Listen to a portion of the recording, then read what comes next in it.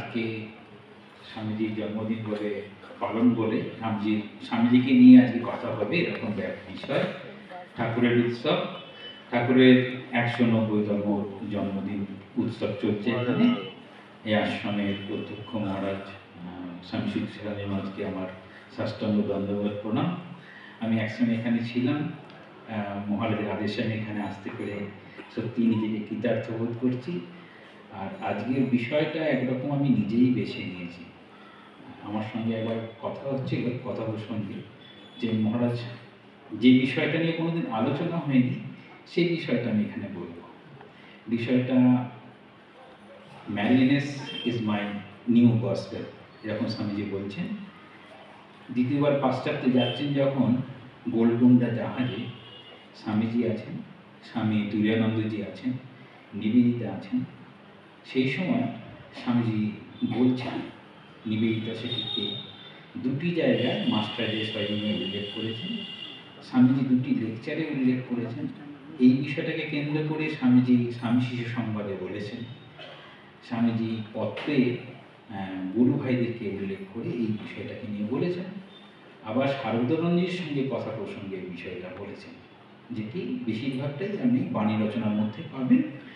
তো স্বামীজি কীরকম বলছেন সেটি নিবেদিতার ভাষায়। নিবেদিতা লিখছেন, yes, the older I grow, the more everything seems to me to lie in manliness. This is my new gospel. Do even evil like a man, be wicked if you must, on a great scale. বাংলায় এরকম করেছেন মাধবানন্দযুক্ত বঙ্গানুবাদ। তিনি বলিয়া উঠিলেন, যত দিন যাচ্ছে তত আমি স্পষ্ট দেখতে পাচ্ছি যে পৌরুষী ম্যানলিনেস, কখনো মনুষ্যত্ব, কখনো পৌরুষ, কখনো বীরত্ব, এরকম করে বলা হয়। তো পৌরুষী জীবনের সারবস্তু, জীবনের সারবস্তু বলতে চাইছেন পৌরুষকে। এই আমার নতুন বার্তা।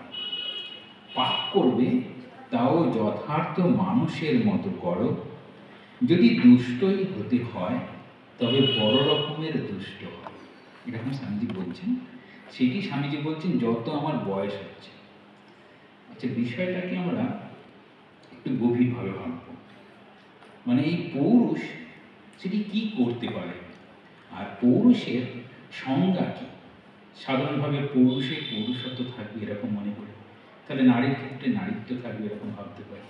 কিন্তু স্বামীজি পৌরুষ বলতে কীরকম বোঝাচ্ছেন, একটা চিঠিতে মেরি হেলকে লিখছেন, সেখানে স্বামীজি এই ম্যানলিনেসের ডেফিনিশনটা দিয়েছেন। বলছেন, অ্যাসারশন অফ ইন্ডিভিজুয়ালিটি, অর্থাৎ নিজের যে স্বাধীন ব্যক্তিসত্তা আছে সেটিকে প্রতিষ্ঠা করা। নিজের স্বাধীন ব্যক্তিসত্তাকে প্রতিষ্ঠা করার নামই হচ্ছে পৌরুষ। এটা হচ্ছে বিষয়। এবার দেখব যে সেটি কীভাবে স্বামীজির কাছে আসছে, স্বামীজি সেই ভাবটা কোনখান থেকে পাচ্ছেন। স্বামীজি একটা জায়গায় বলছেন, আমি ভগবান বুদ্ধের মধ্যে দেখেছি শ্রীরামকৃষ্ণকে, আর শ্রীরামকৃষ্ণের মধ্যে দেখি ভগবান বুদ্ধকে। ভগবান বুদ্ধ কি করেছিলেন? ভগবান বুদ্ধ রাজ পরিবারে জন্মগ্রহণ করেছেন। জন্মানোর সময় তার এটা খুব বিভিন্ন রকম বিচার করে, পুষ্টি বিচারের মতো বিচার করলে পণ্ডিতগণ বলেছিলেন হয় বড় মাপের সাধু হবে, নাকি বড় মাপের রাজা হবে। তারপর তার মাতৃবিয়োগ হবে, এইসবগুলো সব মিলে যাচ্ছে। আর যাতে বড় মাপের রাজা হতে পারে সেই জন্য রাজা চেয়েছিলেন, বাবা শুদ্ধোধন চেয়েছিলেন, জগতে যে কোনো রকম দুঃখ আছে সেটি আমার সন্তান যেন না বোঝে, তাহলে হয়তো এই সংসারেই থেকে যাবে, আর সংসারে থাকলে পরে খুব বড় মাপের রাজা হতে পারবে। তো ভগবান বুদ্ধ বড়ই ভালোই ছিলেন, অনেক বিদ্যা বুদ্ধি অর্জন করলেন, সুখে শান্তিতে রাজ্যে রয়েছেন। তো হঠাৎ মনে হলো এটাই কি জীবনের সত্য? সত্য আমাকে দেখতেই হবে। তো সত্য তিনি দেখলেন যে মানুষ জন্মগ্রহণ করে, তারপর অনেক কষ্টের মধ্যে দিয়ে সেই মানুষগুলো আবার এই জগৎ থেকে আবার বিদায় গ্রহণ করে।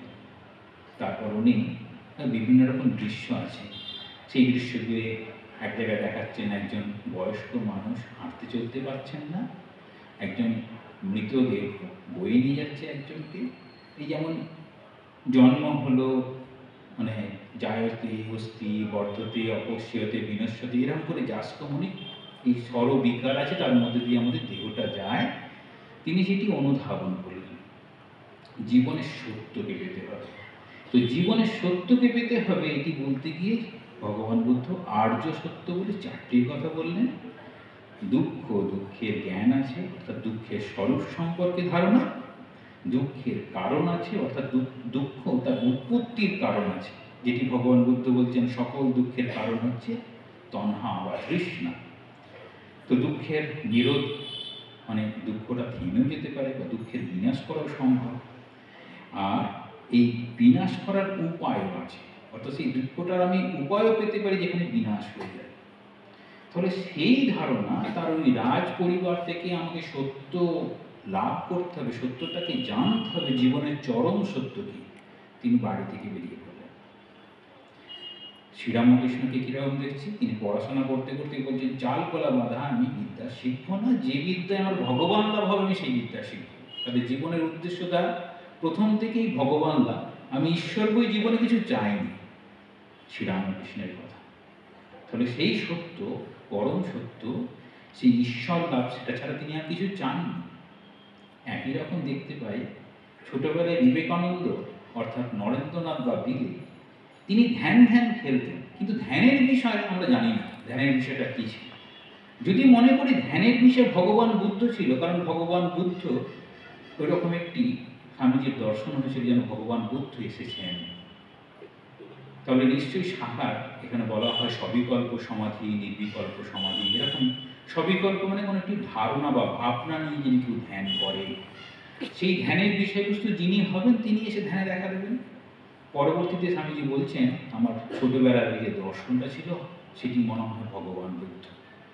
তাহলে যে সত্য অন্বেষণের জন্য শ্রীরামকৃষ্ণ ওই চালকলা বাংলা বিদ্যা থেকে চলে গেলেন সাধনার পথে একান্ত অনুরাগকে সহায় করে, যে সত্যটাকে লাভ করার জন্য ভগবান বুদ্ধ রাজপরিবার থেকে চলে গেলেন, তাহলে স্বামীজির ক্ষেত্রে কীরকম হবে সেই সত্যটাই। স্বামীজি পাশ্চাত্য দর্শন দেখলেন, ব্রাহ্ম সমাজে গেলেন, সেখানে দেখছেন যাকেই জিজ্ঞাসা করছেন ভগবানকে আপনি দেখেছেন, উত্তর হচ্ছে না। অনেকে বলছেন তোমার মধ্যে, তোমার চোখের মধ্যে, তোমার মুখের মধ্যে সেই ভাব আছে, তুমি যেন ভগবানকে পেতে পারো। ঠাকুরের কাছে এসে বুঝতে পারেন, ঠাকুর বলছেন আমি দেখেছি, চাইলে তোমাকে দেখাতে পারি। স্বামীজি ঠাকুরের কাছে এলেন। ঠাকুরের কাছে যখন আসছেন, এই ধরনের যিনি প্রশ্ন করতে পারেন তার জীবনের শুরুটা কি হয়েছে? স্বামীজির জীবনের শুরুটা হচ্ছে সত্য উন্মেষণ। স্বামীজির জীবনের শুরু যেটা, সেটি হচ্ছে আজকের বিষয় পৌরুষ। স্বামীজি কীরকম করেছেন? স্বামীজি বলছেন চিকাগো বক্তৃতাতে খুব সুন্দর, to the Hindu man is not traveling from errors to truth, but from truth to truth, from lower truth to higher truth. বলছেন হিন্দুদের কাছে ভুল থেকে সত্যের পথে নয়, নিম্নতর সত্য থেকে উচ্চতর সত্যের পথে চলাটাই হচ্ছে আমাদের ধর্ম শেখায়। অর্থাৎ আমরা যা অনুষ্ঠান ভিত্তিক ধর্ম করি সেটিও ধর্ম, কিন্তু সেই অনুষ্ঠান ভিত্তিক ধর্মটা যখন অনুভূতিতে পৌঁছাবে, স্বামীজি বলছেন রিলিজিয়ান ইজ রিয়েলাইজেশন, মানে অনুভবে গিয়ে পৌঁছাবে, অনুষ্ঠানটা অনুভবে পৌঁছাবে। ঠাকুরের অনুষ্ঠান পূজা করতে করতে তারপর মায়ের দর্শন, তাহলে ওই প্রার্থনা, ওই আকুতি। তো সেটিকে স্বামীজি এরকমভাবে স্বামীজি ট্রাভেল করছেন কীরকমভাবে। প্রথম হচ্ছে স্বামীজি তৈরি হলো সত্য অনুসন্ধিৎসা, মানে সত্যকে খুঁজবো এরকম একটা ভাবনা, সেই ভাবনা থেকে সত্য অনুরাগ, সত্য অনুরাগ থেকে সত্য প্রিয়তা, যা যখন যেটিকে সত্য মনে করছেন সেটিকেই বলেছেন। ঠাকুরের সঙ্গে কথোপকথন আছে, আমি একটু বলবো ঠাকুরের সঙ্গে কথোপকথনটা কীরকম আছে। সত্য প্রিয়তা, তারপর সত্য পরায়ণতা, তারপর সত্য নিষ্ঠা, তারপর সত্য সংকল্প। যদি আমরা দেখি যে ঠাকুর কি বলছেন নরেন্দ্রনাথকে, নরেন্দ্রনাথকে বলছেন তুমি এরকমভাবে প্রার্থনা করতে পারো, হে ঈশ্বর তুমি যেমন তাহা জানি না, তুমি কেমন তাহা আমি জানি না, তুমি যেমন তেমনিভাবে আমাকে দেখা দাও। তাহলে ভগবানের স্বরূপ কল্পনা করছেন, তুমি যেমন। ভগবান কীরকম হচ্ছেন? ভগবান সত্য স্বরূপ। স্বামীজি পরবর্তীতে বলেছেন, আমি জ্যোতির তনয়, আমি সত্যের তনয়। তাহলে সত্য এটি হচ্ছে অবশ্যম্ভাবী সত্য। যে সত্য ভগবান বুদ্ধ পেয়েছেন, দুঃখ আছে, দুঃখের কারণ আছে, দুঃখের স্বরূপ আছে, দুঃখের বিনাশ হয়, বিনাশ করার উপায়ও আছে। আর এখানে স্বামীজি পেলেন সত্য। প্রথমে একটা নিয়ে শুরু করি, তখন সেটা সত্য। ছোটবেলায় আমরা যখন খেলনা নিয়ে থাকি সেটাও সত্য। বড় হয়ে আমরা যখন দেখি তখন বলি না ওটা খেলনা ছিল, এটা এখন রিয়েলিটি। সেরকম চারটে সত্তা দিয়ে আমাদের জীবনটা চলে। প্রথমটা চলে তুচ্ছ সত্তা, মানে যা কিছু তুচ্ছ, সোনার পাথর বাটি, এরকম অলিক শব্দ যার একটা অর্থ আছে, সেটা হচ্ছে তুচ্ছ, অর্থটা হচ্ছে তুচ্ছ। কিরকম ঘোড়ার ডিম, তুচ্ছ শব্দ। তারপর বলবে প্রাতিভাসিক, দূরের মধ্যে সাপকে দেখা, মরুভূমির মধ্যে মরিচিকা কল্পনা করা জলের মতো। সেখান থেকে ব্যবহারিক সত্তা, এই মানুষ, গাছপালা, যেরকম যেরকম। তারপর ব্যবহারিক সত্তা থেকে পারমার্থিক সত্তা, সব কিছু সেই চৈতন্য সত্তায় উদ্ভাসিত। তাহলে এইরকম যে পরপর স্টেপ যাবে, সেই স্টেপে আগানোর নামই হচ্ছে আমাদের ধর্ম। সেই ধর্মটা এইরকমভাবে বলা যায়। আবার স্বামীজি বলছেন পশুত্ব থেকে মনুষ্যত্ব, মনুষ্যত্ব থেকে দেবত্ব। দেবতা হলে কি দেখবে? সব কিছুর মধ্যে চৈতন্য। যেমন ঠাকুর দেখেছেন চৈতন্য, ঠাকুর স্বামীজিকে ছুঁয়ে দিয়েছিলেন, তিনি রেলিংয়ে মাথা ঠুকছেন, সব কিছুকে চৈতন্য বলে বোধ হচ্ছে। তাহলে এই হচ্ছে ট্র্যাভেল করছেন, একটা জায়গা থেকে আরেকটা জায়গায় যাচ্ছে। সেই জন্য স্বামীজি কী করেছিলেন? যেটা করেছিলেন সেটা হচ্ছে, প্রথম আমাদের চাই হচ্ছে এই সত্য অনুসন্ধানের জন্য চাই আত্মবিশ্বাস, আমাদের নিজের প্রতি আত্মবিশ্বাস। স্বামীজি বলছেন নূতন ধর্ম বলে যে নিজেকে বিশ্বাস করে সেই হচ্ছে আস্তিক, যে নিজেকে বিশ্বাস করে না সে হচ্ছে নাস্তিক। নিজেকে বিশ্বাস করা, আমি সত্যে আছি, আমি নিজেকে বিশ্বাস করছি। যে কারণে ঠাকুর সব কিছু দিতে পারলেন, সত্যকে দিতে পারলেন না, সত্যই তাকে ধরে রেখেছেন। তবে এটাকে বলছে আত্মবিশ্বাস। দ্বিতীয় হচ্ছে, স্বামীজি চারটে বিষয়ের উপর বারবার বলেছেন, সবসময় বলছেন আত্মবিশ্বাস, stand on your own feet, নিজের পায়ে দাঁড়াবে, নিজে চিন্তা ভাবনা করবে, পরণকরণ, পরমুখ অপেক্ষা, দাসসুলভ, দুর্বলতাকে একদম ঘৃণিত, মানে ওগুলোকে পিছন দিকে নিয়ে আসছেন। কি করতে হবে? অ্যাসার্ট, নিজের যে বৈশিষ্ট্য আছে সেটাকে আমি তুলে ধরব। এবার বলছেন কি? ম্যানলিনেস, মানে তেজস্বিতা বা পৌরুষ। এই তেজস্বিতা, এইটিকেই বিশেষ করে তিনি জোর দিয়েছেন। ম্যানলিনেস, ম্যানলিনেস না হলে কি হয়, ম্যানলিনেস হলে পারে কি হয়। তবে এই ম্যানলিনেসের পরে বলছেন স্ট্রেংথ। স্বামীজি নিজেই বলেছেন অনেক জায়গায়, আমি কেবলমাত্র উপনিষদের বাণী প্রচার করেছি। কোন বাণী? যেটাকে বলা হয় অভি বা শক্তি। তাহলে তার নাম হচ্ছে স্ট্রেংথ। সেই স্ট্রেংথ বলতে কি বলছেন? স্ট্রেংথের সংজ্ঞা খুব সুন্দর দিচ্ছেন। কীরকম? The strength is the medicine for the world diseases. Strength হচ্ছে শক্তি, জগতের যত রকম রোগ আছে সেটার সঙ্গে ফাইট করার জন্য, মানে ওষুধ। সেই শক্তিটা কিসের শক্তি? তাহলে সেই শক্তিটা হবে একটা শারীরিক, একটা মানসিক, একটা বৌদ্ধিক, একটা আধ্যাত্মিক, তারপরে আরও আছে। অর্থ থাকলে অর্থের বল, সমাজ থাকলে সমাজের বল, মানে সমস্ত রকম শক্তি। তাহলে এখানেই আবার স্বামীজি বলছেন, যদি তোমাকে সাফল্য লাভ করতে হয় তোমাকে কী করতে হবে? বলছেন all the power of good against all the power of evil. সমস্ত শুভ শক্তিগুলোকে এক জায়গায় করো, তবেই তুমি অশুভ শক্তির ঊর্ধ্বে উঠতে পারবে। তাহলে শুভ শক্তি আর অশুভ শক্তি এরকম বলছেন। তারপর কি হবে? আমাদের মধ্যে শক্তি অর্জন করলে এই নির্ভীকতা বা অভি, এটি আসবে। তাহলে সারা জীবন ভয়ের মধ্যে দিয়ে চলা একরকম, সাহসের সঙ্গে যিনি চলেন তিনি একরকম। যিনি সাহসে চলেন, সব কিছুকে মোকাবিলা করব, তাহলে তখন সেটি আরেক রকম হবে। তাহলে এইরকম যে বলছেন, এই বলাটা কি মানে গোলকুন্ডা জাহাজে যাচ্ছেন তখনই প্রথম বললেন, না এর আগে বলেছেন? দেখা যাবে এই কথাটা উল্লেখ করছেন তারও অনেক আগে।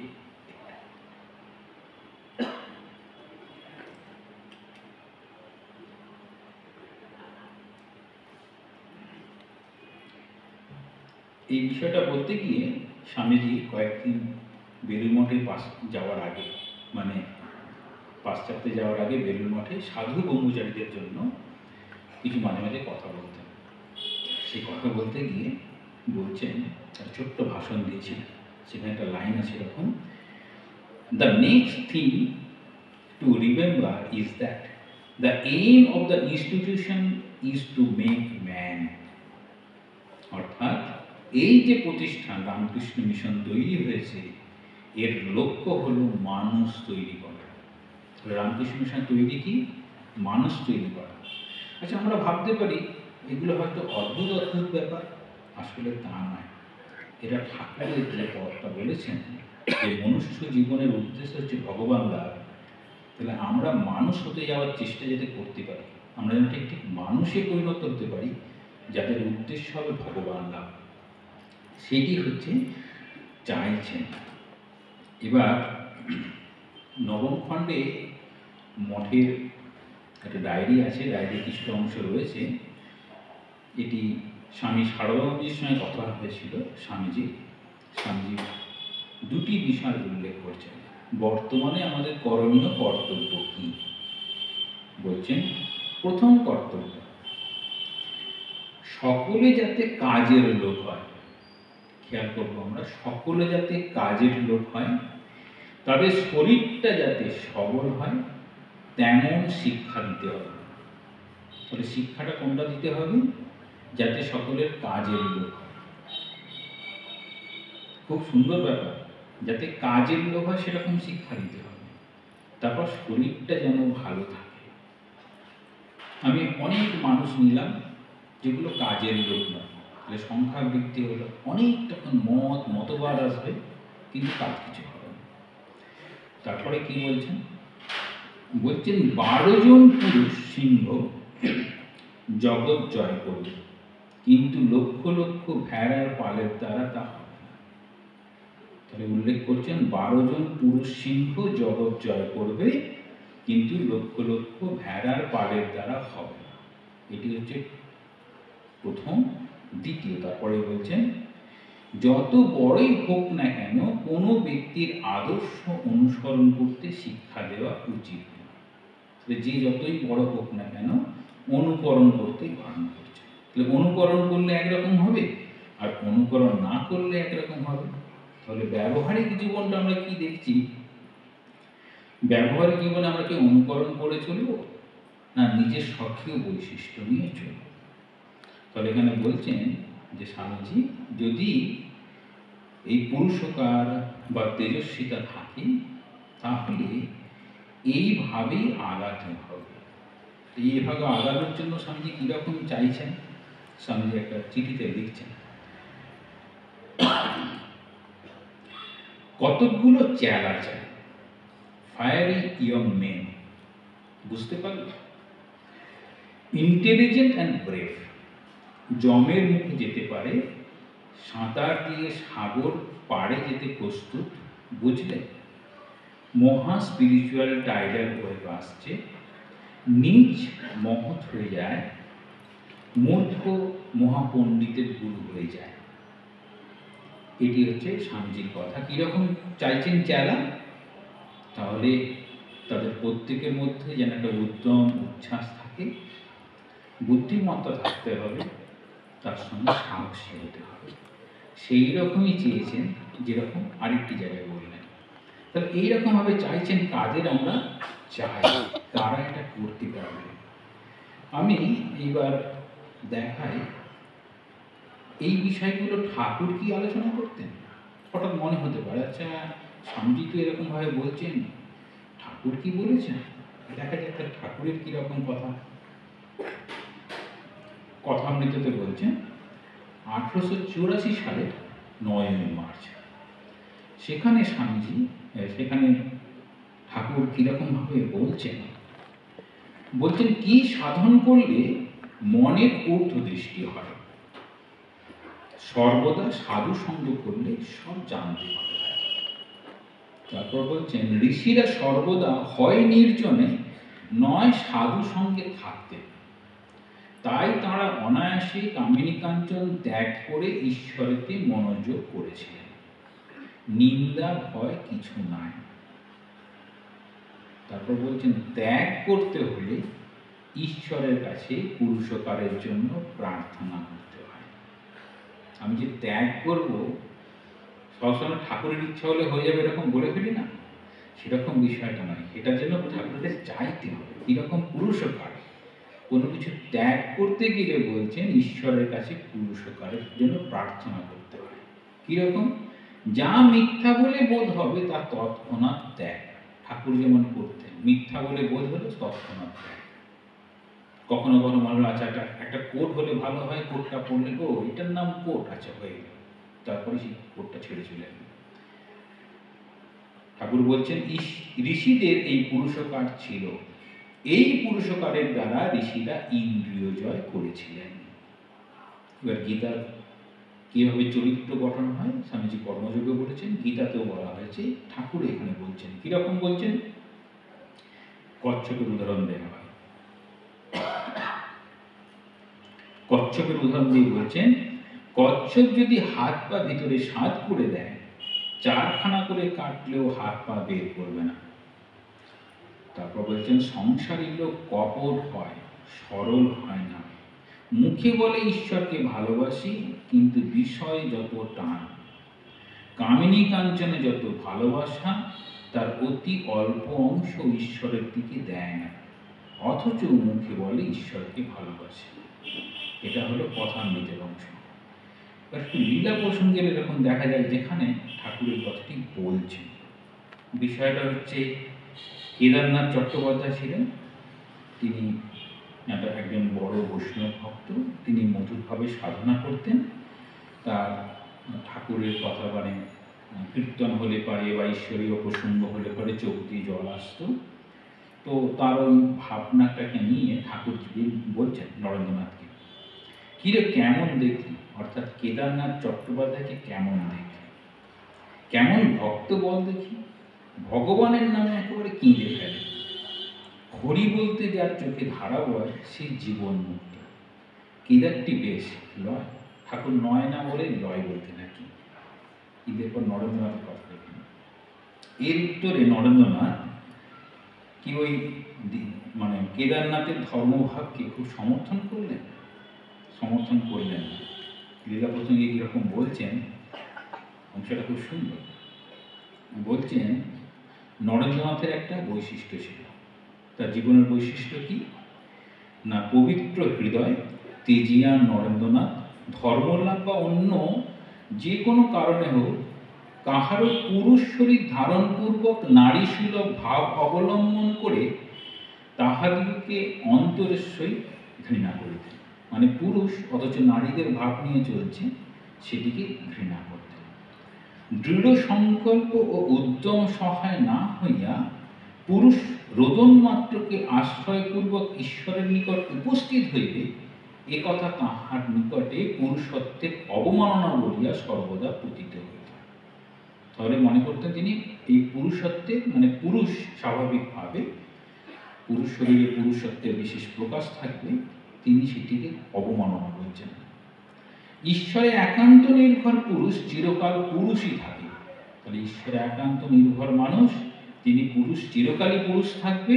পুরুষের ন্যায় তাহাকে আত্মসমর্পণ করিবে, তাহার এই লোক হচ্ছে মানে পুরুষের ন্যায় তিনি আত্মসমর্পণ করবেন। অর্থাৎ শরণাগতি তখন আসবে পুরুষের, মানে পাখি তুই ঠিক বসে থাক, ঠিক বসে থাক, রামকৃষ্ণ নামের মাস্তুরি যতই করিস নড়াচড়া, আগে তো নড়াচড়া করে নিয়েছে, তারপরে ঠাকুরের কাছে এসেছে, এইরকম ভাবটি। তবে এই যে বলছেন, তাহলে নরেন্দ্রনাথ এই কথাটা যখন বলছেন, তখন ঠাকুরের সমস্ত কথা সরাসরি নরেন্দ্রনাথ তার নিজের ভাবটাকে বলতেন, তখন ঠাকুর ভাবছেন কীরকম না, ঠাকুর মনে করছেন যে সত্য প্রাণ নরেন্দ্রনাথের ভাবের ঘরে চুরি মাত্র কিছু নাই। নরেন্দ্রনাথের উপমা কি দিচ্ছেন? সত্য প্রাণ। তাহলে সত্য অনুসন্ধিৎসা থেকে তিনি সত্য প্রাণে পৌঁছেছেন। এই সত্য প্রাণে যা সংকল্প হবে, যেন ঠাকুর বলতেন 12 বছর যে কায় মনোবাক্যে সত্যকে অবলম্বন করবে, সে যেটি ভাববে সেটি হবে। তাহলে এইরকম জায়গায়, তাহলে তার গুণটি কী ছিল? সত্য প্রিয়তা। তাহলে নরেন্দ্রনাথের জীবনে যেটি হয়েছিল, তিনি যেমন পৌরুষত্ব অবলম্বনে তিনি গিয়েছিলেন, তাহলে এইরকম ভাবনা নিয়ে তিনি বিদেশে যখন যাচ্ছেন, কোনো পরিচয় নিয়ে তিনি চলবেন, মায়ের আশীর্বাদ পেয়েছেন, ব্যাস। তাহলে এখানে কি কি দেখতে পাচ্ছি? দেখতে পাচ্ছি নরেন্দ্রনাথের জীবনের প্রথম ও প্রধান ভিত্তি হচ্ছে সত্য। সত্যকে অবলম্বন করে চলছেন, তার নাম হচ্ছে সত্যপ্রিয়তা। এই নরেন্দ্রনাথের সত্যপ্রিয়তা, সত্যপ্রাণ, সেই ভাবের মধ্যে কোনো রকম ভাবের ঘরে চুরি ছিল না। তাহলে ভাবের ঘরে চুরি ছিল না বলেই ঠাকুরের কাছে নির্ভয়ে নিঃসংকোচে সব কিছু বলতে পারতেন। এই নির্ভয়ে নিঃসংকোচে যে বলতে পারতেন, এটিকে স্বামী আবার বলছেন এই ভাব, মানে পুরুষারের ভাব, সেটি কত উচ্চ। উচ্চ বলতে গিয়ে তিনি রামকৃষ্ণজিকে চিঠিতে একটা সুন্দরভাবে লিখছেন। কীরকম? একটি সংস্কৃত কম্পোজিশন। কিন্নাম রোদসী সখে তুই সর্বশক্তি আমন্ত্রয়স্য ভগবান ভবদম স্বরূপম ত্রৈলোক্যমেতদ অখিলম তব পাদমূলে আত্মৈব হি প্রভবতে ন জড় কদাচিৎ। বলছেন, হে সখে কেন কাঁদছ? তোমাতেই তো সব শক্তি রয়েছে। হে ভগবান, তোমার শক্তিশালী, তোমার ঐশ্বর্যশালী স্বরূপ জাগ্রত করো। এই ত্রিভুবন সমস্তই তোমার পাদমূলে। জড়ের কোনো ক্ষমতা নেই, আত্মার শক্তি প্রবল। এর হচ্ছে স্বামীজি যাকে পুরুষকার বলছেন সেটি। তাহলে ধারণা কি করতে শুরু করতে হবে? ধারণা শুরু করতে হবে তুই সর্বশক্তি, তোমাতেই সব শক্তি রয়েছে। আমন্ত্রয়স্য ভগবান, আমাকে সেটি আহ্বান করতে হবে। আমরা যদি আহ্বান না করি আমাদের আত্মশক্তি জাগরিত হবে না। স্বামীজি এই জন্য বলছেন, একটা জ্ঞানযোগের বক্তৃতায় বলছেন, তোমার ভেতরেই সব শক্তি আছে, তোমাকে সেটি বের করে নিয়ে আসতে হবে। এইরকমভাবে এই যে আমরা যে আত্মা, আত্মা স্বয়ং স্বরূপ, সেটি বলছেন। এটা বলতে গিয়ে কীরকম বলছেন, আমরা একটা স্বামীজির লেকচারের একটা অংশ দেখি কি বলেন। সেখানে বলছেন, কোটেশন ইউজ করা হয়, জীবনের পরম সত্য কি? এই শক্তি জীবন, দুর্বলতায় মৃত্যু। শক্তি সুখ ও আনন্দ, শক্তি অনন্ত অবিনশ্বর জীবন। দুর্বলতায় অবিরাম দুঃখ উদ্বেগের কারণ, দুর্বলতায় মৃত্যু। আচ্ছা, দুর্বলতায় মৃত্যু বলতে আমরা যদি মনে করি আমি আর বাঁচবো না, এত রোগ হয়েছে, পারলাম না, তখন তিনি মারা যাবেন। তিনি যদি বলেন না, যতই রোগ হোক আমি আমার কাজটা করতেই হবে, করতেই হবে, এরকম, তখন দেখবেন সে ঠিক হয়ে গেল। বলা হয় আমাদের মধ্যে একটা সেলফ ডিফেন্সিভ মেকানিজম আছে। সেই সেলফ ডিফেন্সিভ মেকানিজম যদি আমি চাই আমি ভালো হব, তবে সেটি কাজ করবে। আর যদি মনে হয় আমি আর ভালো হব না, সেটি ঘুমিয়ে পড়বে আর কাজ করবে না। স্বামীজি একটা উপনিষদের জন্য উল্লেখ করতেন, উত্তিষ্ঠত জাগ্রত প্রাপ্রবরান নিবদত্ত ক্ষুরস্য ধারা নিশিতা দূরত্বয়া দুর্গম পথস্তাৎ কবয় বদন্তি। তাহলে এর প্রথম অংশটা নিতেন, উত্তিষ্ঠত জাগ্রত প্রাপ্রবরান নিবদত্ত। ওঠো, জাগো, arise, awake, stop not till the goal is reached. যতক্ষণ না তুমি জায়গা পৌঁছাচ্ছ তুমি থামবে না, তুমি তোমার প্রচেষ্টা চালিয়ে যাও। বলে স্বামীজি আমাদের দেশের মানুষের জন্য কি চাইতেন? তিনি দেশের মানুষের মধ্যে দুটি জিনিস চাইতেন। একটা হচ্ছে মনুষ্যত্বের বোধ আর পৌরুষের ভাব। এই দুটিকে জাগিয়ে তোলার জন্য তিনি প্রাণপণ চেষ্টা করতেন। এটি অনেক জায়গাতেই বলেছেন স্বামীজি। কেন চেষ্টা করতেন? যে প্রকৃত যে মানুষ চায় মানুষ, আর বাকি সব হইয়া যায়। তাহলে মানুষের মধ্যে মনুষ্যত্ব বোধ, এবং মনুষ্যত্ব বোধ আনার জন্য আমাদের পৌরুষের প্রয়োজন। আমি পারবো, আমার দ্বারা সম্ভব, এইরকম। তাহলে আমরা এই যে আমি পারবো, আমার দ্বারা সম্ভব, এই কথাটা কি এর আগে কেউ বলেছে? হ্যাঁ, আমাদেরকে খুব কঠিনভাবে গীতাতে এরকমভাবে বলছেন। অর্জুন যখন ভাবছেন এই যুদ্ধক্ষেত্রে পৌঁছালাম, এত বড় ওদের সৈন্যরা আছে, আবার আমার খুব রিলেটিভ হয়, আত্মীয় পরিজন, তাদের সঙ্গে যুদ্ধ করব। তখন শ্রীকৃষ্ণ কি বলছেন? বলছেন, প্রৈব্যমাস্ম গমপার্থ নৈতত্ত্বৈব পদ্ধতে ক্ষুদ্রম হৃদয়ৈর্বল্লম ত্যক্ততিষ্ঠ পরন্ত। বলছে কাপুরুষরা তোমাদের শোভা পায় না, তুমি না ক্ষত্রিয়, তোমাকে যুদ্ধ করতেই হবে। এই হৃদয়ের দুর্বলতা আমাদের সব কিছু শেষ করে দেয়। তুমি যুদ্ধ করো, ধর্মকে প্রতিষ্ঠা করো। তো ধর্ম বলতে মানুষ, মানুষের ধর্ম, মনুষ্যত্ব। আমরা প্রত্যেকেই আমাদের এই কাপুরুষতা, দুর্বলতা, ভীরুতা, এগুলোর ঊর্ধ্বে গিয়ে আমি মানুষ, আমি পারবো, আমি সবসময় পরাধীন হয়ে থাকবো না। তাহলে আমি নিজের চেষ্টায় নিজের কাজগুলো করব, আমি চাইলে আমি বড় বড় জায়গায় পৌঁছাতে পারি। স্বামীজি স্বামী শিষ্য সংবাদের একটু আমরা দেখে নিলে ভালো হবে। দেখে নি টাইম কত হলো। স্বামী শিষ্য সংবাদে দেখে নিই, সেখানে শিষ্য তো পণ্ডিত শিষ্য, প্রচুর সংস্কৃত জানেন, তার সঙ্গে কীরকম কথা হচ্ছে। মানে আমরা ভাবছি স্বামীজি এত মানুষ নিয়ে বলছেন, আমরা কি সত্যি মানুষ পৌঁছেছি না সত্যি মানুষ হতে পারেনি। এবার স্বামী শিষ্য সংবাদে শিষ্যের সঙ্গে কথা হচ্ছে, স্বামীজি বলছেন, তোরা কি এবার মানুষ, তবে একটু র্যাশনালিটি আছে, মানে একটু বিচার বুদ্ধি আছে, এই মাত্র। ফিজিক মানে দেহটা ভালো না হলে মনের সহিত স্ট্রাগল করবি কি করে? মানে যদি শরীরটাই যদি ভালো না হলো, তাহলে আমরা স্ট্রাগল করবো কি করে? যেমন কর্মটা আপনারা একটা জায়গায় বলছেন যে মানুষের 2/3 দুঃখের কারণ হচ্ছে শারীরিক দুর্বলতা। মানে শারীরিক দুর্বলতাতেই দুঃখের প্রধান কারণ হয়ে দাঁড়ায়। তাহলে এখানে বলছেন ভালো করে শরীরটাকে ঠিক রাখতে হবে। তোরা আর জগতে হাইস্ট ইভলিউশন, মানে আমরা এই মানুষ হাইস্ট ইভলিউশন, মানুষ পদবচ্চ আছিস। আহার নিদ্রা মৈথুন ভিন্ন তোদের আর আছে কি? এখনো যে চতুষ্পদ হয়ে যাসনি, এই ঢের। ঠাকুর বলতেন মান হুঁশ আছে যার সেই মানুষ। তোরা তো যায়স্য মৃয়স্য বাক্যের সাক্ষী হয়ে স্বদেশবাসীর হিংসাস্থল ও বিদেশিগণের ঘৃণার আস্পদ হয়ে রয়েছিস। এই স্বদেশবাসীর হিংসাস্থল, স্বদেশবাসী যারা এই দেশের মানুষ আছে, সেই মানুষ তখন পণ্ডিতদের কি চোখে দেখত? আমরা দেখি পণ্ডিত, যত বেশি পণ্ডিত তত বেশি তার মধ্যে আচার নিষ্ঠা, আর যত আমাদের বিভিন্ন যারা ব্রাহ্মণ, ক্ষত্রিয়, বৈশ্য, শূদ্র, অন্যান্য জাতি, নিজেদের মধ্যে ভেদ, তারপর যারা বিদেশ থেকে আসতো তারা ম্লেচ্ছ, এরকমভাবে সবার জায়গা থেকেই সব নিজেকে সরিয়ে নিয়ে আসতেন। স্বামী যেরকম বলছেন যে যাদেরকে মনে করছিস চলমান শ্মশান, তারাই আসলে ঠিক মানুষ। যদি এখনই যদি এরকম সুইপাররা কাজ বন্ধ করে দেয়, যে কলকাতায় যদি ম্যাথররা কাজ বন্ধ করে দেয়, দুদিন পরে আর মানে বাসযোগ্য হবে না এরকম, কিন্তু তারাই আর সম্মান পায় না। এরকম বলছেন তাদের কাছে এরকম হিংসাস্থল হয়ে গেছে, যায়স্য মিয়স্য বাক্যের সাক্ষী স্বদেশবাসীর হিংসাস্থল আর বিদেশিগণের ঘৃণার আস্পদ।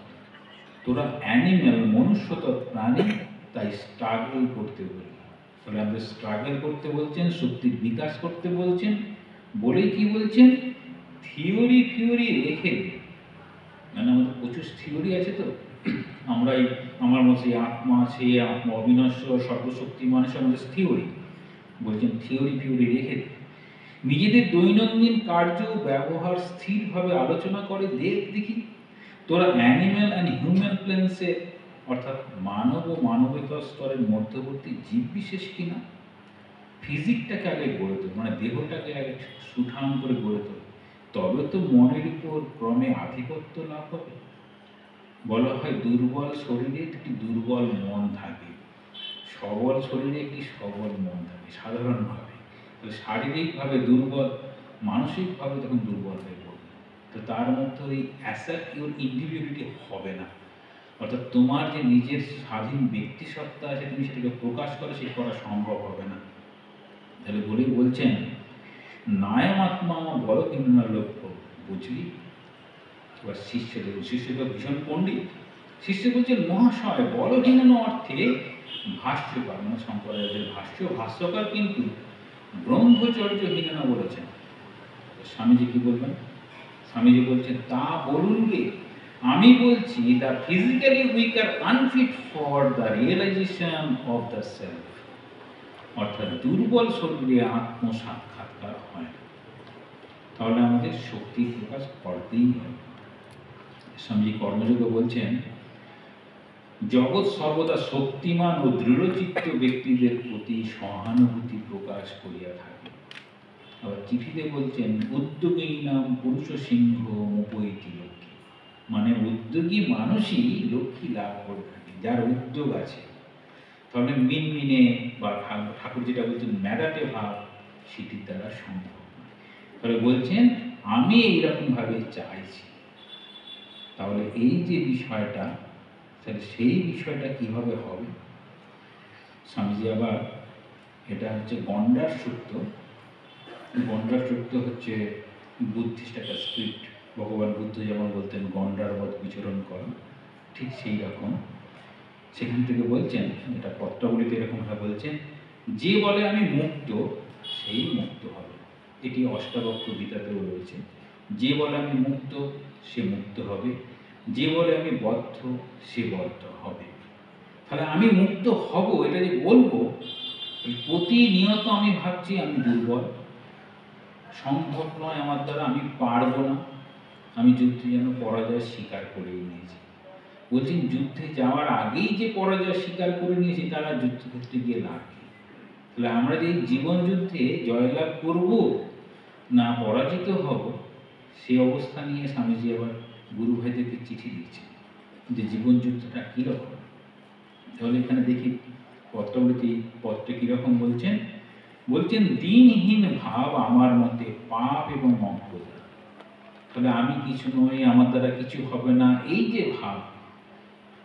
তাহলে আগেকার এরকম ধারণা ছিল আমি কিছু নই, আমি তোমার দাস মাত্র, কিন্তু আমি তোমার দাস কর্মস্তার চরবন। স্বামী বলেন কিং ভো ন বিজান অস্মাৎ, মানে আমি শ্রীরামকৃষ্ণের শিষ্য, আমি পারবো। কূর্মস্তার চরবন, মানে আমি এরকম তারাকেও চিবিয়ে খেতে পারি, কারণ আমার এরকম। যেমন মহাবীর হনুমান বলছেন যে আমি প্রভু শ্রীরামচন্দ্রের দাস, আমি সব কিছু করতে পারি। ওই রকম ভাবটা নিয়ে আসতে হবে। বলছেন নায়মাত্মা বলনীয় লক্ষ্য বলে বলছেন যে সদা আপনাকে দুর্বল ভাবে সে কোনো কালে বলবান হইবে না। যে আপনাকে সিংহ জানে সে কিরকম নির্গচ্ছতি জগৎচারা পিঞ্জরাদিবকেশ্বর। এটা হচ্ছে গন্ডার শক্তি থেকে নেওয়া। নিগচ্ছতি জগৎচারা পিঞ্জরাদিবকেশ্বর। স্বামীজি উল্লেখ করছেন চিঠিতে। কীরকম না পিঞ্জর হইতে, মানে খাঁচার মধ্যে থেকে সিংহ যেমন কি করে, যেন এই জগৎ জাল ভেদ করে যেন বেরিয়ে যেতে চায়। সিংহ যেমন খাঁচার মধ্যে থাকতে যেন সে যেন বেরিয়ে আসে, ঠিক সেই রকম তুমি নিজেকে ওই ছোট্ট একটা ধারণার মধ্যে আটকে রেখো না। নিজের যা শক্তি আছে সেই শক্তি দিয়ে তুমি বেরিয়ে আসার চেষ্টা করো। তাহলে এইরকমভাবে যদি না হয় তাহলে সম্ভব না। এবার আলাসিংহা পেরুমল তার শিষ্য আলাসিংহা পেরুমলকে বলছেন যে স্বামীজি কীরকম ছিলেন আর স্বামীজি কীরকম চাইতেন। স্বামীজি কীরকম চাইতেন সেটি কিছুক্ষণ আগে বললাম, যে intelligent brave are fiery young man, মানে ওই রকম জিনিস চাইতেন। এখন আলাসিংহকে সরাসরি কি বলছেন, আমি বুঝেছি আমাকে গিয়ে তোমাদের মানুষ তৈরি করতে হবে। তখন স্বামীজির ভাবনা অনুযায়ী আমরা ঠিকমতো মানুষ হতে পারি। এমনকি স্বামীজি নিজেও বলছেন, দেখবেন স্বদেশ মন্ত্র রয়েছে, মা আমায় মানুষ করো বলে স্বামীজির মতো এই নররূপী নারায়ণ অবতার তিনি এই জগন্মাতার কাছে প্রার্থনা করছেন মা আমায় মানুষ করো। মানে স্বামীজির ধারণায় মানুষটা কোন জায়গায়, সেই জায়গা থেকে দাঁড়িয়ে স্বামীজি বলছেন যে আমাকে গিয়ে তোমাদের মানুষ তৈরি করতে হবে। আমি জানি ভারতে কেবল নারী ও ক্লীবের বাস। খুব অদ্ভুতভাবে বলছেন, মানে যারা নারী আছেন তারা তবু তো ভালো, পুরুষের ক্ষেত্রে সব হয়ে গেল স্বামীজির ভাবনা নাকি ক্লীব। কেন বলেই বলছেন নায়ম আত্মা বলহীন লক্ষ্য, দুর্বল কখনোই আত্মাকে লাভ করতে পারে না।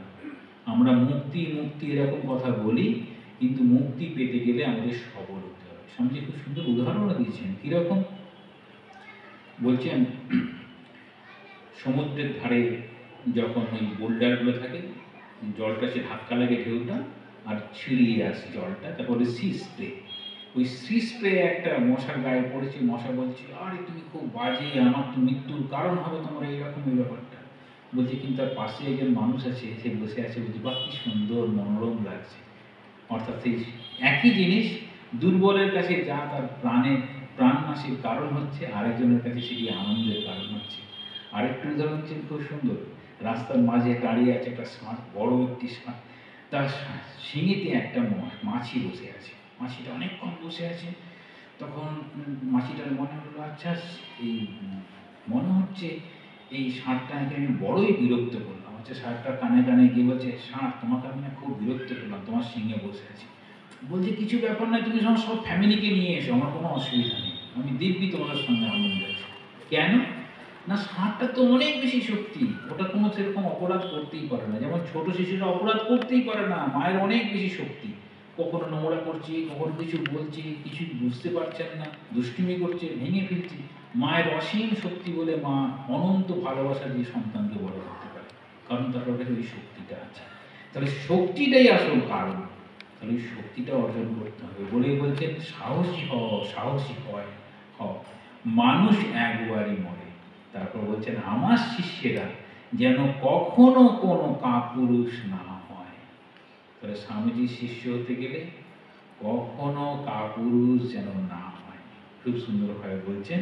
তাহলে কাপুরুষ হবে না, কি হবে না, তারা সমস্ত শক্তি সঞ্চয় করে, কি কি সঞ্চয় করতে হবে বলছেন, অনন্ত বীর্য, অনন্ত উৎসাহ, অনন্ত সাহস ও অনন্ত ধৈর্য চাই, তবে মহাকার্য সাধন। তাহলে বলছেন শিষ্যদেরকে, তোমরা পারবে, তোমাদের মধ্যে সেই শক্তি আছে। স্বামীজি এরকম বলছেন, আমি আর কি করেছি, তোমরা আরো পারবে, আমিও সেই কলকাতার ছেলে, তোমরাও সেই কলকাতায় আছো, আমিও এই পরিবেশেই বড় হয়েছি। তাহলে এইরকম ভাবে সবাইকে সাহস দিচ্ছেন, তোমরা পারবে। তাহলে আমরা একটা চিঠিতে আসি, যে চিঠিতে স্বামীজি ব্রহ্মানন্দজিকে লিখছেন, খুব বড় বিষয়। তো ব্রহ্মানন্দজিকে বড় বিষয় বলতে, এই কেন পুরুষকারের কথা বলতেন, পুরুষকার দিয়ে কি হতে পারে, কাপুরুষ হলে কি হয়, কাপুরুষ হলে কতটা নেগেটিভ হয়ে যায়, সেই সম্পর্কে বলবে। সেইটা আমাদের একটু জানা দরকার। আমরা দুটি চিঠি থেকে অল্প অল্প একটু দেখে নেব। আচ্ছা, এইটা চিঠিটা হচ্ছে 11ই অক্টোবর 1897 লেখা। স্বামীজি লিখছেন স্বামী ব্রহ্মানন্দজিকে। ব্রহ্মানন্দজিকে বলছেন, অনেক কাজকর্ম তো হলো, বলছেন হার জিত সকল কাজেই আছে, তবে আমার বিশ্বাস যে কাপুরুষ মোড়ে নিশ্চিত কৃমিকীট হয়ে জন্মায়, যুগ যুগ তপস্যা করলেও কাপুরুষের উত্থান নেই। অদ্ভুত কথা বলে দিলেন, যে কাপুরুষ হয়ে জীবনযাপন করলে কি হবে, হার জিত সকল কাজে আছে। তাহলে হার জিত যদি সকল কাজে আছে, সেটাকে কি বলা হয়, সেটিকে গীতাতে খুব সুন্দর একটি শ্লোক আছে, 2য় অধ্যায় 48 নম্বর শ্লোক, যোগস্থ কুরুকর্মাণি সঙ্গম ত্যক্ত্বা ধনঞ্জয় সিদ্ধ সিদ্ধ সমভূত্বা সমত্তম যোগ উচ্যতে। কি বলছেন, যোগস্থ কুরুকর্মাণি মানে যার যাকে যে কর্মযোগভাবে কর্মযোগ হিসাবে, জ্ঞানযোগ জ্ঞানযোগ, রাজযোগ রাজযোগ, ভক্তিযোগ মানে যেটাতে যার মন আছে, সেটি ব্রহ্মচিন্তা হলে ব্রহ্মচিন্তা বা ঈশ্বর চিন্তা বা গুরুর চিন্তা, যোগস্থ ওরকম একটি মন রেখে কাজ করছে। সঙ্গম ত্যাক্ত্বা মানে সঙ্গম ত্যাক্ত্বা মানে হচ্ছে আসক্তি, যা যা বিষয়ে আমাদের আসক্তি আছে সেটাকে সরিয়ে রেখে, ধনঞ্জয় মানে এখানে অর্জুনকে বলছেন সঙ্গম ত্যাক্ত্বা ধনঞ্জয় সিদ্ধ সিদ্ধ মানে সিদ্ধি মানে জয়লাভ করা আর পরাজয়, সিদ্ধি আর অসিদ্ধি, সিদ্ধ সিদ্ধ সমভূত্বা দুটোকেই সমান বোধ করা, মানে হার জি দুটোকেই সমান বোধ করা, সেটাকেই বলা হচ্ছে যোগ। তাহলে হার জিত, আমাদের একটা বাংলায় খুব সুন্দর কথা আছে, 10 মিলি করি কাজ হারি জিতি নাহি লাজ।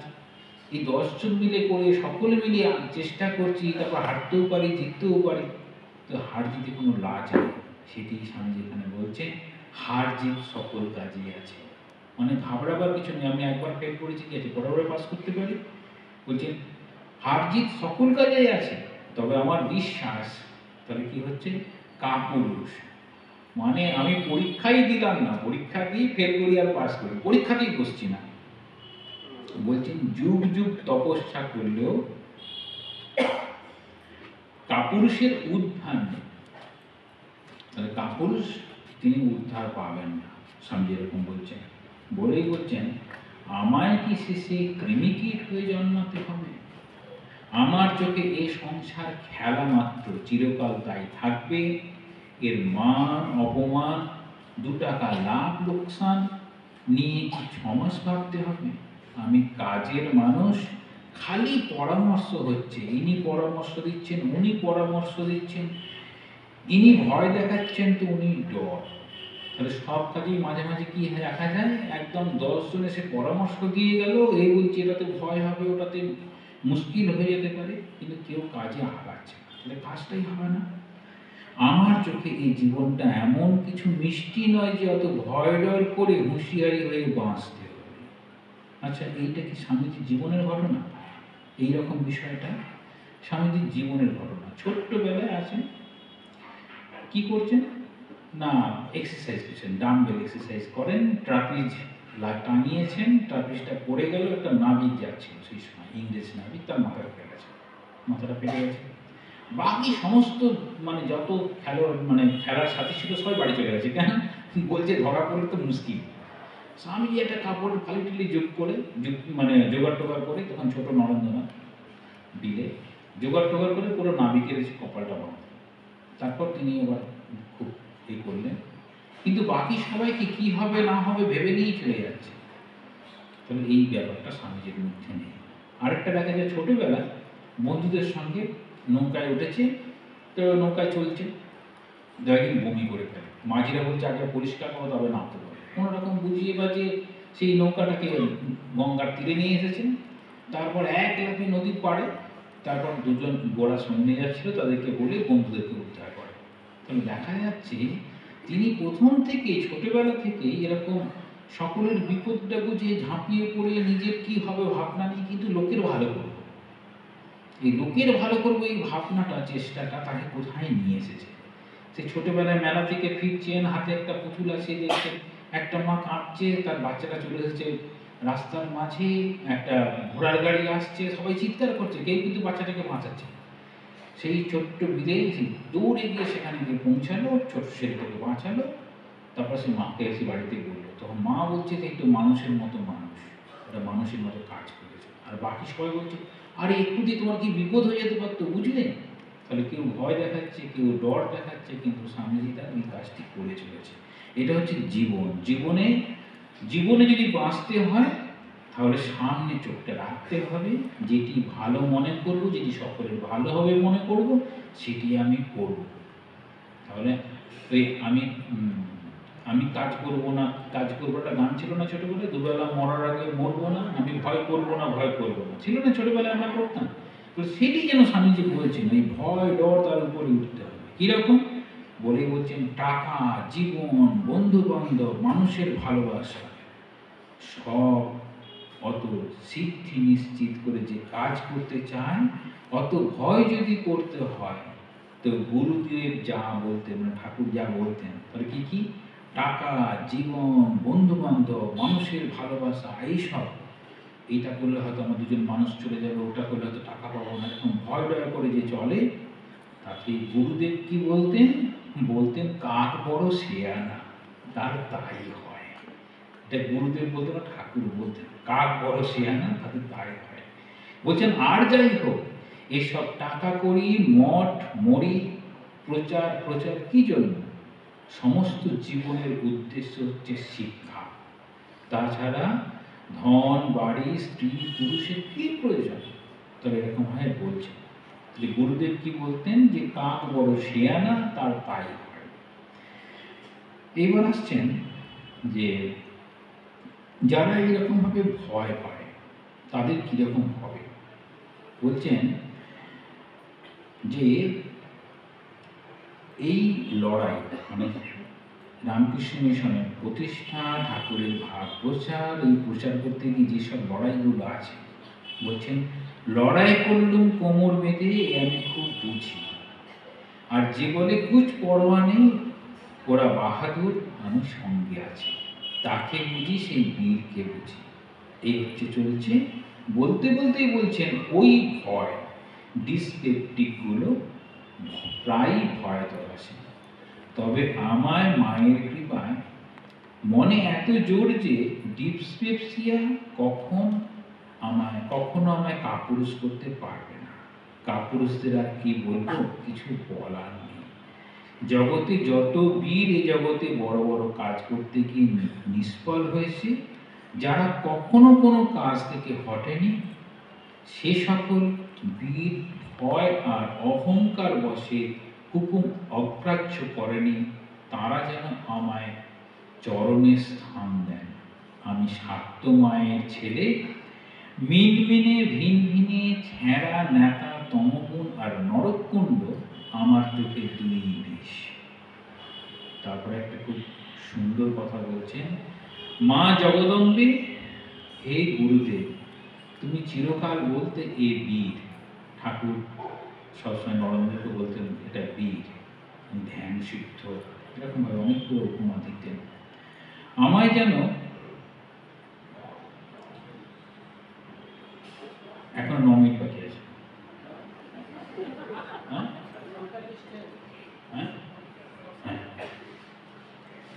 একটু আমার সময় নিয়ে নিচ্ছেন। তো বলছেন যে আমায় যেন কাপুরুষ হয়ে মরতে না হয়, এই হচ্ছে আমার প্রার্থনা। তাহলে আমায় কাপুরুষময়ী না মরতে হয়। একটা জায়গায় বলছেন যে স্বামীজি আবার কখন আসবেন, মানে স্বামীজি সত্যি এই বিষয়টাকে এত ভালোবাসতেন, এই পৌরুষ।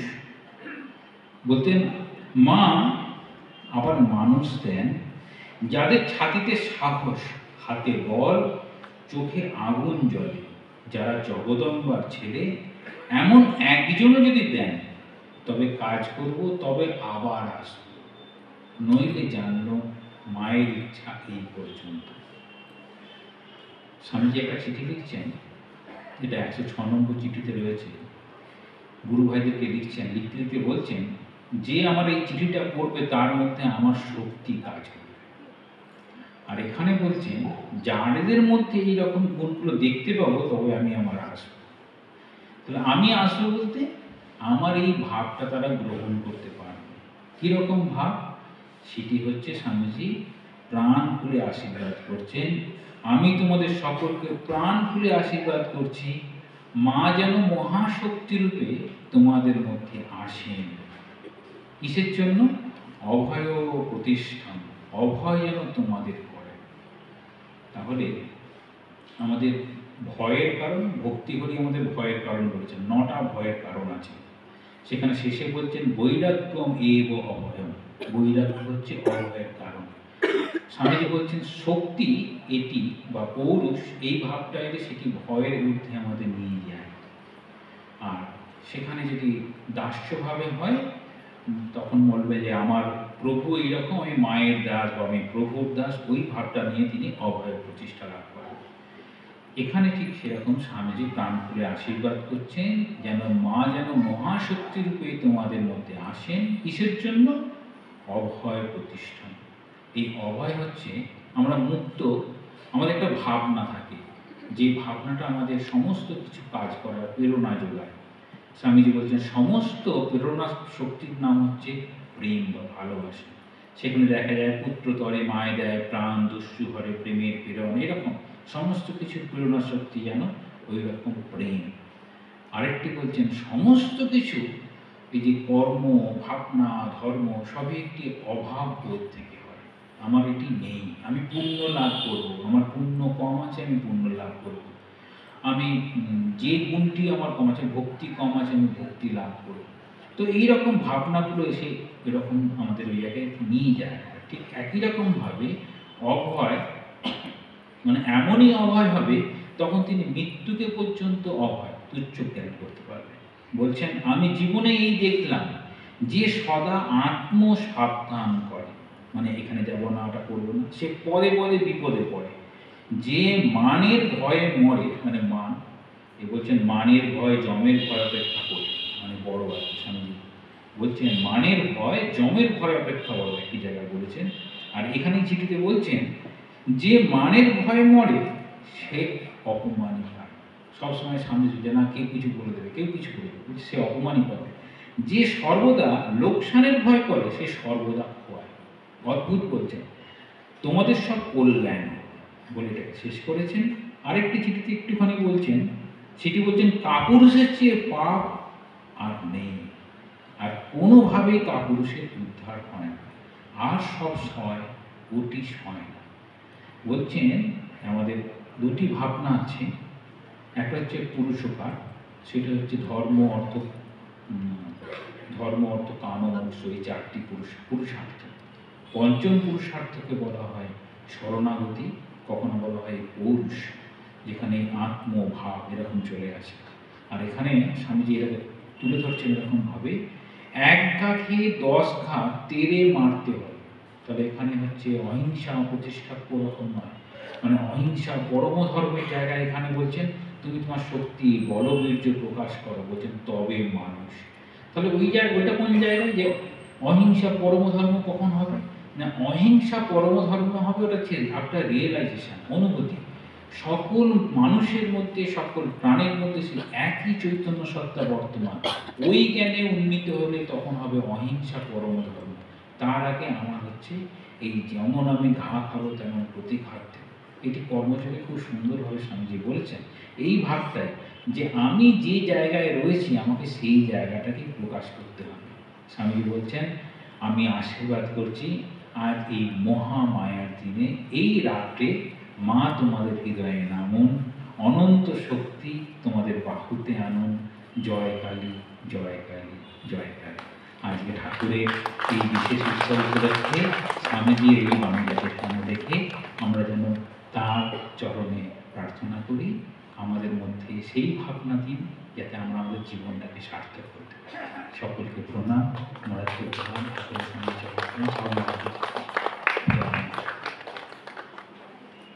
এতক্ষণ